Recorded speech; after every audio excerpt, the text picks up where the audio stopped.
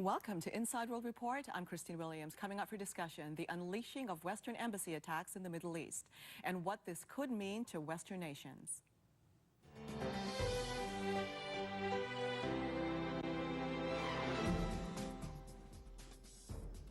Joining us today, Dr. Brian Stiller, Ambassador for the World Evangelical Alliance, and Al Gretzky, Communications Director for the Canadian branch of the International Free Press Society.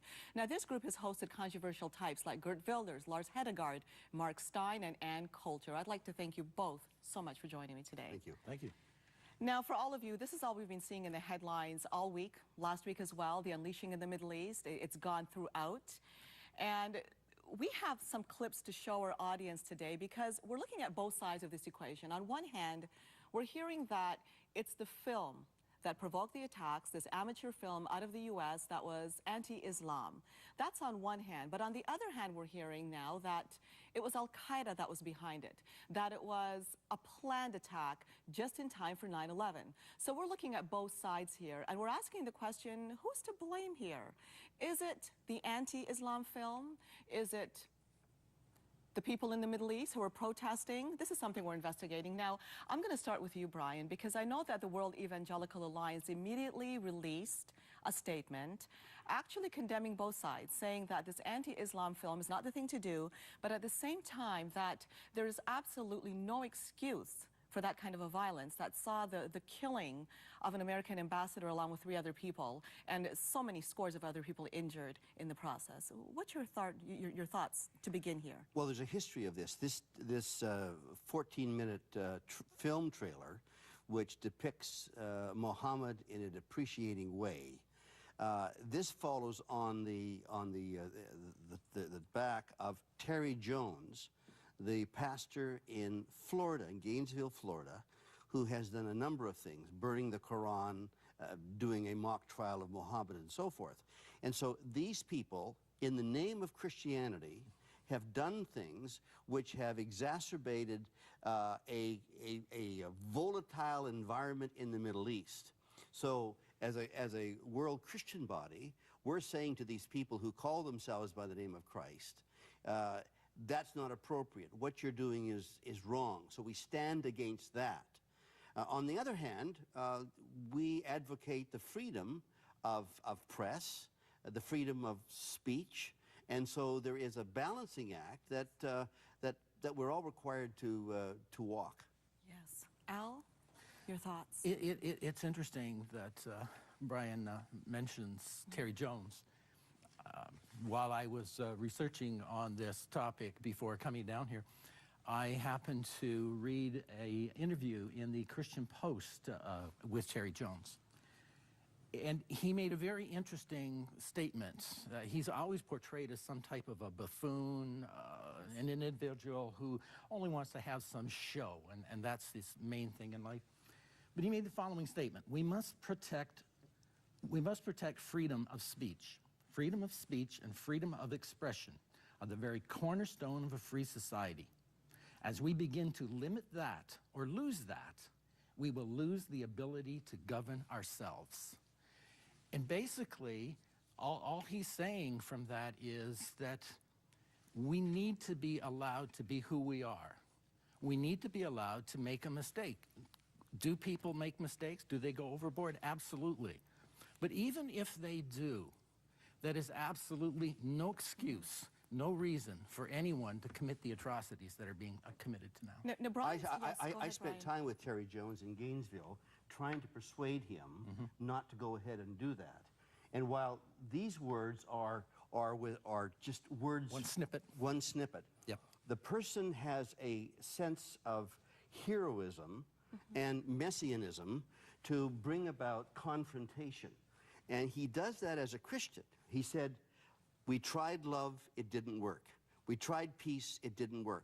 So what he is doing, he is using free speech as a way of exacerbating and undermining and fueling a very, very explosive situation.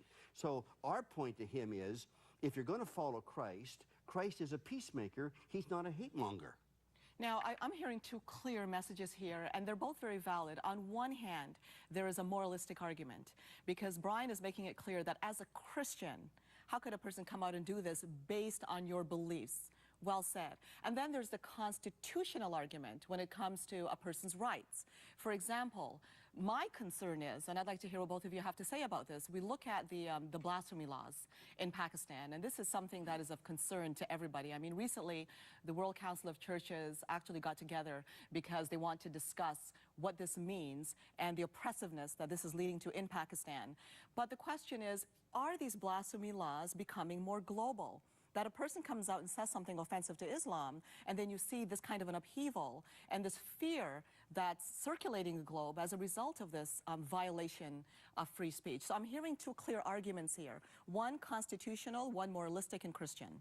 Feedback? On the constitutional or secular part of it, it comes down to, Anthony Fury said last night, if you are a Muslim, and if you have agreed to abide by the laws of the Quran and Sharia and the rest of it, and you don't want to insult the Prophet, have at it.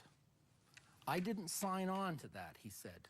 While I may look at it and say, you can live the life you live, you can do what it is that you want to do, but there is no responsibility for me to feel the way that you feel, because there's no responsibility for them to feel the way we feel.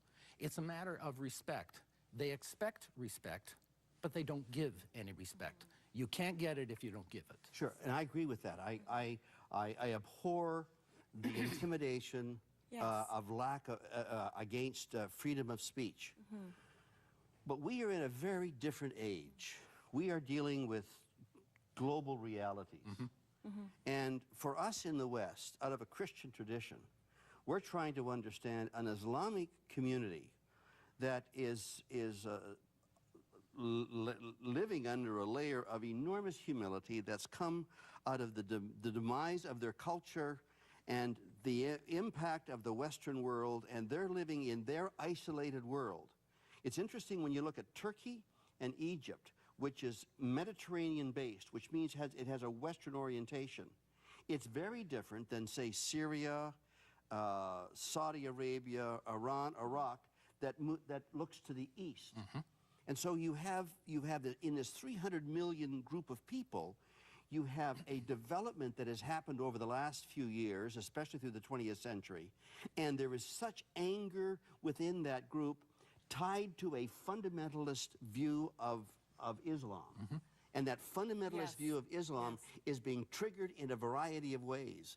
And it creates such anger, and they live with this notion that Muhammad cannot be disparaged, whereas in our culture, we let people disparage Christ. Absolutely. That's free speech. Yes. But in their world, they do not live by those laws or by that orientation. And so we've got this, as someone said, a clash of cultures on this very notion of freedom. But here's a concern that we all need to be very concerned about. These types of cultures are very primitive. They don't promote the kind of an education ours does. And we've got leaders like Nasrallah, the head of Hezbollah, for example. And we have a clip because he is actually urging on these protests. Have a look at that clip now. Brothers and sisters, the world must understand the reality of our relationship and ties to the Prophet Muhammad, peace be upon him. The world until now cannot comprehend the degree of insult this disgusting film caused to the Prophet Muhammad.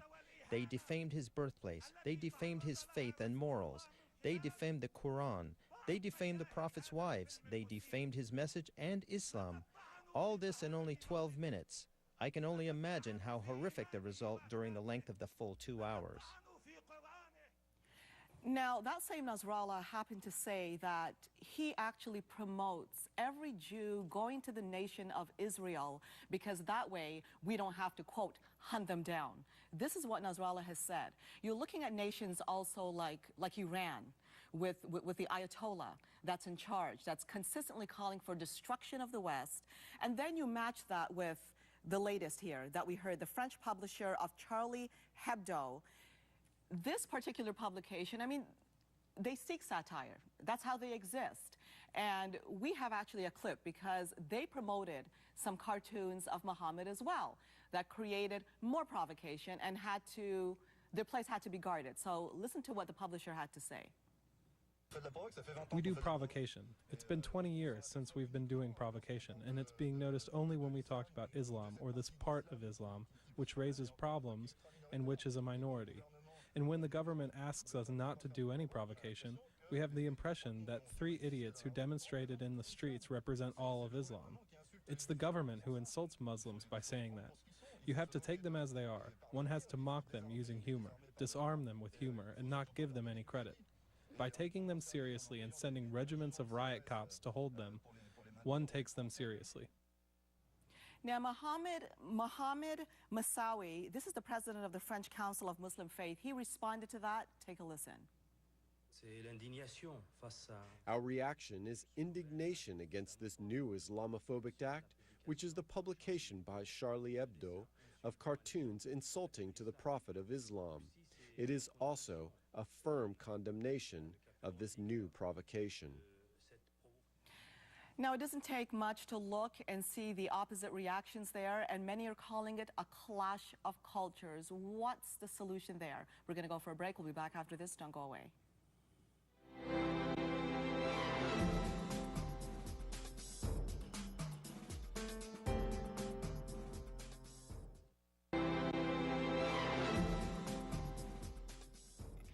Welcome back to Inside World Report. I'm Christine Williams, and we're discussing the upheaval going on in the Middle East. Now, at first it was said to be as a result of the video. Now investigators are looking and saying it was planned before 9/11. This was something that was planned. And at first, the Obama administration issued an apology, and that created on the other side some outrage. But now it's coming to the surface that the Obama administration has come out and called it a terrorist attack. This has been concluded. This is something that just came out a couple of days ago, in fact. And something else that came out of an article that was written by Margaret Wente of the Globe and Mail. Here's what she said to start. It was a quote here. She said, quote, "I nearly drove into a tree when I heard liberal commentators on the radio blaming a crude and Islamic video for the widespread outbreak of violent street protests by angry Muslims." So that kind of goes along with people believing, and in fact investigators saying that this was something that was planned before. Go ahead, Brian. You have a difference in Libya and Egypt and other places. Yes. Libya, it seems to be some kind of Al-Qaeda associate. Definitely. That was strategically planned, and they did it for 9/11. That this other thing happened was a convenient covering for them. What happened in Tahrir Square in Cairo was a reaction to the film. So they are 2 different stories. Yes. Well, I would beg to differ just slightly on that. And if you look at the logistics of it, 2 days prior to that event, that spontaneous eruption occurring. Where? In Egypt. 2 days prior to that, there was a CNN reporter came in and had an interview with the Blind Sheikh's family, and they were going to have a protest in front of the American embassy. And that's 2 days beforehand. They were promoting people to come there. They were promoting people to come and protest on September 11th. They also, if you look at the pictures for a spontaneous eruption, where did all the flags come from? Where did all the similar banners, the similar information that they had? That's not spontaneous. That indicates planning. But in Cairo, these planned protests have been going on for a year and a half. Yes. My point is that you have an Al-Qaeda plan in Libya that brought about the deaths. The Cairo thing was exacerbated by the film with the normal kind of protests that have been going on there. So I see them as 2 different realities, but I think they all come back to a deep feeling. And this is not an excuse, but you ask, what's the answer to this? Yes, what is it? There is no real answer, because you've got these two guerrillas that are at each other, and for us to try to understand what's going on in the Islamic mind, as a Christian, I want to understand that. No, excuse. There's a problem I have, Brian. There's a problem I have here, because if you look at these nations on their own, and I'm talking apart from America. I mean, the gross violations that you see, the way they treat their women, the way they get stoned, even for being raped. These countries have gross human rights violations. Sure. And even the people themselves bemoan that. And it's their leadership that tends to step up and take advantage of their own people. Why do you have these gross violations? It's part of their culture. It's part of their history. Now, we would certainly, as Bush did, he went into Iraq and into Afghanistan to try and mitigate that and bring about some kind of democracy. That really hasn't worked. So you've got the Americans now in Saudi, Iran, Iraq, and Afghanistan, and that tends to stir within the Islamic community anger. I have to ask you this. Do you not have a problem, though, in these regimes trying to impose an Islamic caliphate on the rest of the world? Well, of course. Trying to say, exactly, because, I mean, the OIC Declaration of Human Rights, and even in 2009, it came out, this defamation of religion, and this is virtually seeking to put the world under the Pakistan's blasphemy laws. I was watching on Al Jazeera, and they actually made a marvelous point when it came to what's going on. And that was that most of the people who are rioting, these are individuals who their entire lives have been based on living under a dictatorship. They have no concept of what's going on in the real world and how the real world is run. So when they see a film like the one that came out, they're used to a president, leader, simply picking up the phone and saying, get rid of that. So they expect in every other country that the leader is going to be able to pick up the phone and say, get rid of that. And when it doesn't happen, they don't understand that. In keeping with what Brian said, I do have a compassion for the average person in this country being taken advantage of by their leadership. Because let me tell you, a Muslim told me this week, a moderate, that people say, well, why don't moderate Muslims speak out more often? And this is one that speaks out. This is Dr. Salim Mansour. And he said, one of the biggest reasons, too, is that their families back home end up in danger and end up in jeopardy if they decide to speak out. Even Mary Marr, as I mentioned before to you, that's the leader of the Christian Emergency Network, came out and said that Christianity is changed as a result of what has been taking place now, that they went into these embassies, that they took down the flag, that they put up their own flag to declare rulership over those nations. And it wasn't just America, it was also Germany. In these few minutes, we're trying to explore what is a world problem. You've got Islam that's on the rise. So you talk about a violent form, though, we're looking at. Well, you've got to be careful to separate the two. If I can finish. Yes, please. You've got Islam that's on the rise. It's on the rise because she was on the rise until the 13th century. After the 13th century, it went into this horrible decline, and now they're trying to come back. In that, they are trying to influence the rest of the world. But now we're dealing with a local situation in the Middle East that's exacerbated by a whole number of issues, not the least of which is Wahhabism out of Saudi that created the kind of 9/11. You've got the fundamentalism of Iran that's used Syria and used southern Lebanon as a way of attacking Israel. So you've got a whole number of factors. And then with the war going on in Iraq and Afghanistan, it stirred that up. So you've got people that are very defensive against the West. They're angry at the West. So as you have said, the dictator, when they had a dictator, and it's interesting, Christians generally felt safer under a dictatorship than a Muslim democracy. So you have the loss of a dictator saying, stop that or do that. Now there is a freedom to do as they want to do. But this issue is, I think we're going to have enormous problems. I think there's going to come a bloodbath rising out of these issues because you've got ideologically, you've got on theological basis, you've got such severe difference and a chasm between two major cultures. And one of the main differences, what's feeding this in this side of the ocean, is the press. The press refuses to actually point out what is going on, how it's going on, and how it's happening. They are living in this bubble where if all we do is say, well, let's just be nice. Let's just forgive this point. Let's not worry about that point. I mean, at the Cairo riot, an imam burned a Bible. Did we read that anywhere? Absolutely nowhere. And yet burning a Bible causes people to be killed everywhere else. So because of that, you mean burning a Quran? Burning a Quran. I'm sorry about that. So it just shows you how the press here is oblivious to those things. That is why, and I'm going to do an unshameful plug here, for Dispatch International. This is a newspaper that is published now by Lars Hedegaard.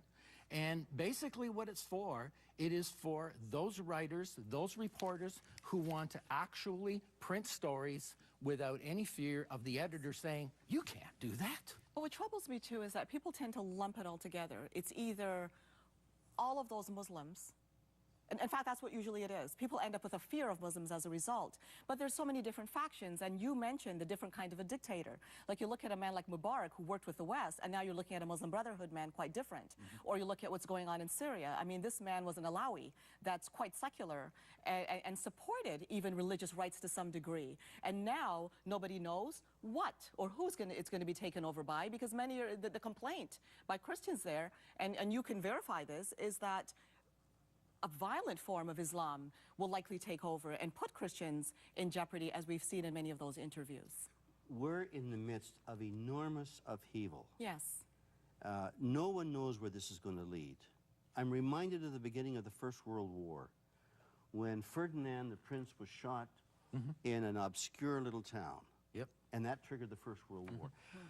With all of the upset going on, we don't know what will be the next that will trigger a wave of violence. But I think we are moving into uncharted waters. We're living at a time when Islam is rising and the fundamentalism internally is getting more powerful, and we just don't know what that next stage will be. I think for me as a Christian, I want to understand. I want the gospel to find inroads into those places, and I'm finding in many places the response of faith is remarkable. On that note, we'll be back after this. Don't go away.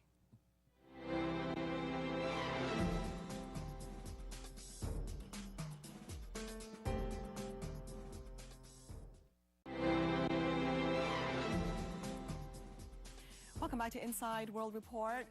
We're on the wrap of our show, but one thing we cannot let go without mentioning is Ambassador Christopher Stevens. Now, this man was murdered. He was tortured. He was raped and then dragged through the streets. And we cannot forget that. 3 other Americans were also killed in this, but this is something that cannot be forgotten, this atrocity. Yes. Now, the two of you, this is the wrap, so go ahead. You go first then. Okay. You have your little story. I had a discussion with a family member, and they asked why it was that Christians don't respond with the same type of violence that Islamists do. And she wondered whether it was because of apathy. And I said, no, I said, their strength of Christians is derived from a benevolent God. A God who has so much faith and belief in his... Your time, okay. Your time's getting up there, okay? Is that he gives them this strength. Yes. And so that if this God can forgive transgressions... We've got to close with Brian now, because our time's running out real fast. Go ahead, Brian. Real quick close here. The role of the Christian community is to be active in moving people into those regions to bring about peace, to bring about some kind of reconciliation and understanding. See you again next time. I'm Christine Williams. Thank you for watching.